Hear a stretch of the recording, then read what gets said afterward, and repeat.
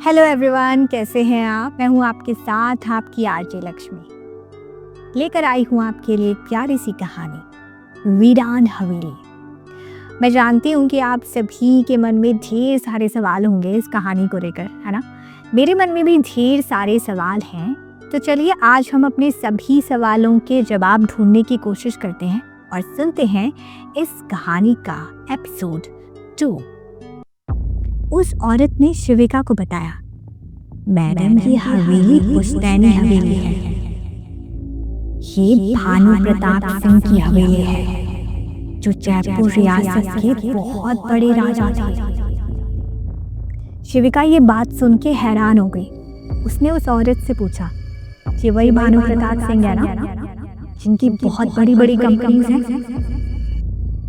उस औरत ने हाँ में सर हिलाया और कहा, आपने सही कहा मैडम। उनके आगे हर कोई सर झुकाता है, पर अभी तो उनके बेटे वीर प्रताप सिंह इस गद्दी पर राज कर रहे हैं। शिविका ने कहा, वीर प्रताप सिंह, ये तो जाना पहचाना नाम है, इन्हें तो हर कोई जानता है। उस औरत ने एक बार फिर से हाँ में सर हिलाया और कहा, बिल्कुल ठीक समझी मैडम, वैसे आप काफी समझदार लगती हैं। उस औरत ने शिविका को देखा और फिर उससे कहा, ये लीजिए मैडम, आप खाना खा लीजिए और हाँ, अपना ख्याल रखिएगा। फिलहाल के लिए तो मैं जा रही थी, पर वापस आऊंगी जल्दी। इतना कहकर वो औरत वहां से चली गई। शिविका के मन में और भी कई सवाल थे जो शिविका उस औरत से पूछना चाहती थी, पर वो औरत वहां से जा चुकी थी। वीर प्रताप सिंह सच में एक बहुत बड़ा नाम था जिससे हर कोई डरता था। वीर प्रताप सिंह के बारे में ये कहा जाता था कि वो इतनी आसानी से किसी से नहीं मिलते। उनसे मिलने के लिए घंटों इंतज़ार करना पड़ता है और कभी कभी तो इंतज़ार करने के बाद भी वो नहीं मिलते। उनके बारे में ये भी कहा जाता है कि वो काफ़ी मिस्टीरियस आदमी हैं। उनके बारे में कुछ भी पता लगाना बहुत मुश्किल काम है, क्योंकि वो अपनी सभी जानकारियों को सीक्रेट रखती थी। इसीलिए कोई भी आज तक उनके बारे में कुछ ख़ास पता नहीं लगा पाया था। हालांकि शिविका ने भी उनके बारे में पता करने की कोशिश की थी, पर उसे भी कुछ ख़ास सफलता नहीं मिली।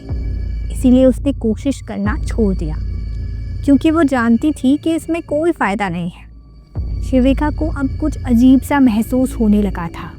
उसका यहाँ पर दम घुटने लगा था। वो सोच रही थी कि वो यहाँ से कैसे बाहर निकलेगी, पर अफसोस कि उसे बाहर निकलने का कोई रास्ता नहीं दिखाई दे रहा था। उसने मन ही मन भगवान से प्रार्थना करते हुए कहा, प्लीज़ भगवान मेरी मदद करो, मुझे यहाँ से बाहर निकालो। अगर मैं कुछ देर तक और यहाँ रही तो सच में मर जाऊंगी। प्लीज़ प्लीज़ गॉड मेरी मदद करो।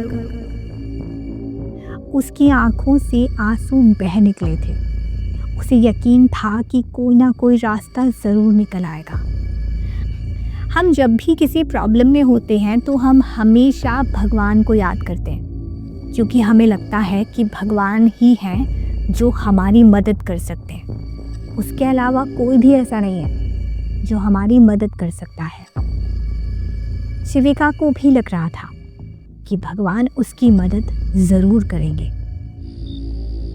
रात गहराने लगी थी और उस हवेली में अंधेरा छाने लगा था।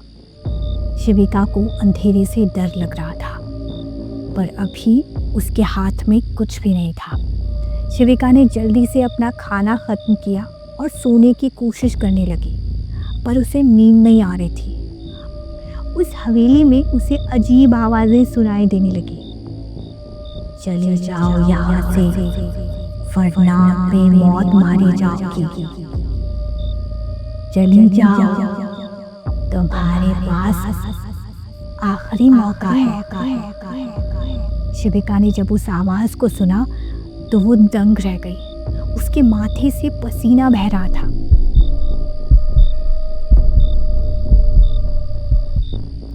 वो उस औरत को ढूंढने लगी जो औरत थोड़ी देर पहले उसे खाना दे के गई थी, पर वो औरत उसे कहीं दिखाई नहीं दे रही थी। शिविका ने इधर उधर देखने की कोशिश की, पर उस औरत का कोई नामो निशान वहाँ पर नहीं था। शिविका के हाथ पैर कांपने लगे थे। शिविका ने उस औरत को आवाज़ देते हुए कहा, हेलो मैडम, क्या आप यहाँ पर हैं? मैम प्लीज़ मेरी मदद कीजिए। हेलो मैम, क्या आप मुझे सुन पा रही हैं? पर वहाँ पर कोई शिविका की बात को सुनने वाला नहीं था। शिविका को अब और भी ज़्यादा डर लग रहा था।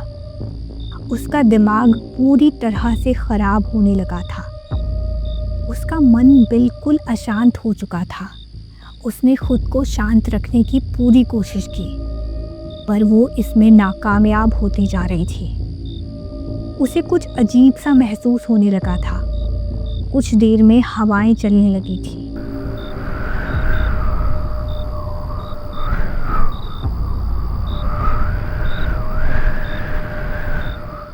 शिविका को अचानक से कुछ गिरने की आवाज़ आई।